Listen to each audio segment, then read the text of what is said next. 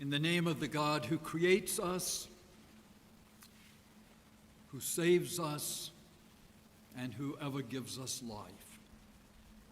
Amen.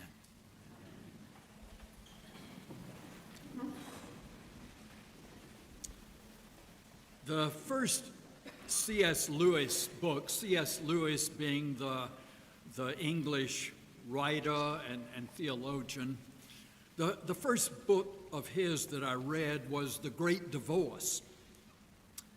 Now, it's not like the Narnia books where you go through the back of the wardrobe and you end up in a magic kingdom, but it has just as much imagination in this story. It opens in what one character calls the gray city, a gray field, an in-betweenness, neither night or day. Always is the sun coming up or is it going down? And the narrator is on a bus waiting to go somewhere.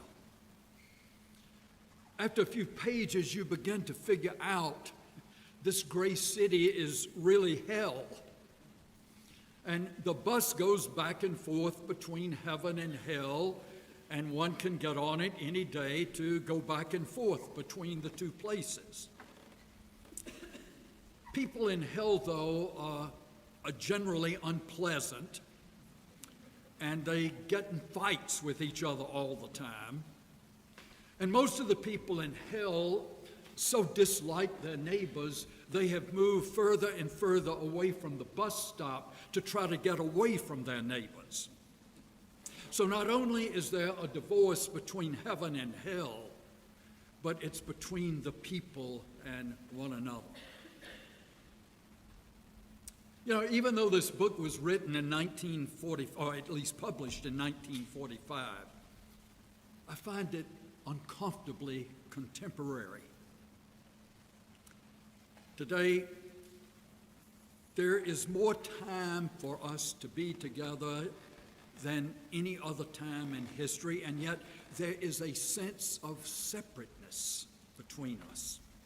People seem to be moving further and further from each other and building more and more barriers between each other. I go to restaurants and see people sitting at the table, a whole family, each looking at their own cell phones and not engaging each other. I see this in my own family when we eat with our children and grandchildren. And I think, what are you doing? That many offices today sit in cubicles, and yet you don't talk to the people next to you, and you actually have no idea how what you do relates in a larger way to what a person 3 feet away is doing. We live in one of the wealthiest times in human history, and yet I think we experience some of the most disconnected times in history. And this separation is not just because of technology. I think this separation has to do with the human condition. There is a longing and a striving for something that we can't seem to find. It's like in the Old Testament reading today where Amos says, people go from sea to sea looking for something. Today's gospel reading offers a very different image of life than what I've just described. Jesus goes to a private home. Martha welcomes her into a home, showing him off good Jewish hospitality. And Mary sits down at Jesus' feet. And we're left to wonder, did Mary overstep her social boundaries by sitting down with the men? Or as a student, is she sitting at the rabbi's feet, listening and asking questions? We're not told. But Martha, who has continued doing her duties, comes to Jesus and says, "Don't you care? I'm doing all the work. Tell her to get up and help me." Obviously, this is not the first time this group of people have been together. It's not the first time Jesus has been in Mary and Martha's home, because Mary is comfortable sitting down with Jesus. And Martha is just as comfortable complaining to Jesus about her sister. And Jesus is equally comfortable throwing her complaint back at her. "Martha, Martha, you're so distracted by many things. Only one thing is important." I don't know what you make out of this story. Here is Jesus in a relaxed, intimate setting, sitting and talking with others, just being there and enjoying their presence. After struggling with this story for years whenever I preached, I've come to love this story. I call it the M&M story, the Mary Martha story. It has to be something that really happened, because all of the characters are so real, including Jesus. And I think Luke realized this, and he used this as a central point in his gospel. Each of the gospels have their own point of view. The Gospel of Luke, though, is a mission story. It's a story about mission. Luke, of the four Gospels, is the only one who puts it in two books: the Gospel of Luke and the book of Acts. Luke is about Jesus. Acts continues the story about Jesus' followers. So then, of course, Luke's gospel is directed at Jesus' followers. The Mary Martha story is directed toward Jesus' followers, including us today. It's a story about the centrality of mission for the church. Look at how Luke sets this story up. In this 10th chapter, it starts out saying, "After this, the Lord appointed 70 others and sent them out 2 by 2 into every town and place he himself was about to go." This is not the apostles. These are just people who've been following Jesus. And Jesus sends them out 2 by 2 to go ahead of him. And then right there, after he sends them out and they come back, is the story of the lawyer who says, "But who is my neighbor?" To which Jesus tells the story of the Good Samaritan.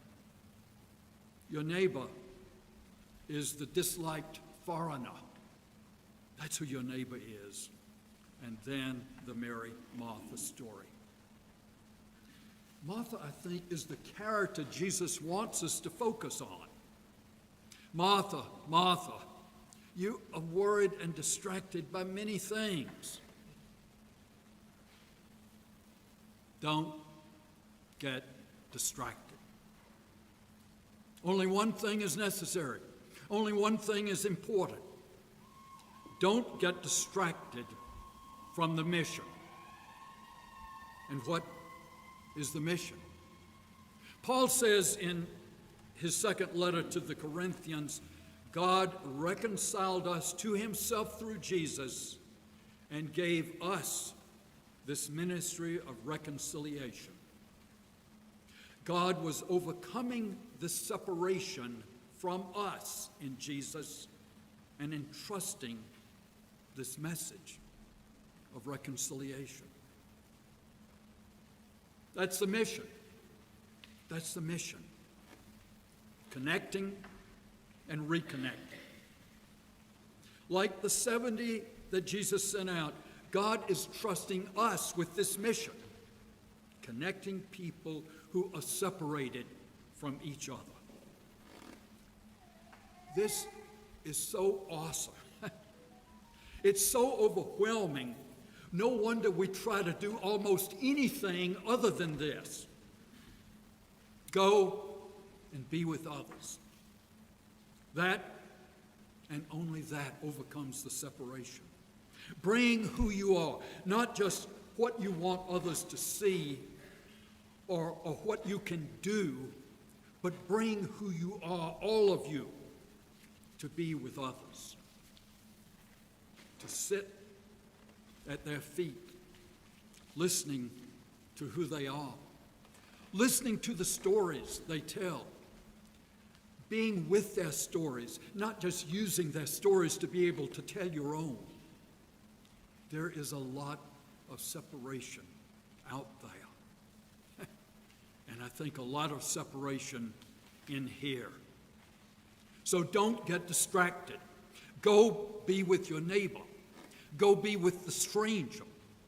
Go be with your spouse, your partner, your child, your parent. Go be with your siblings, the one with whom you share kin and the ones with whom you share the journey. Go be with those who make you uncomfortable.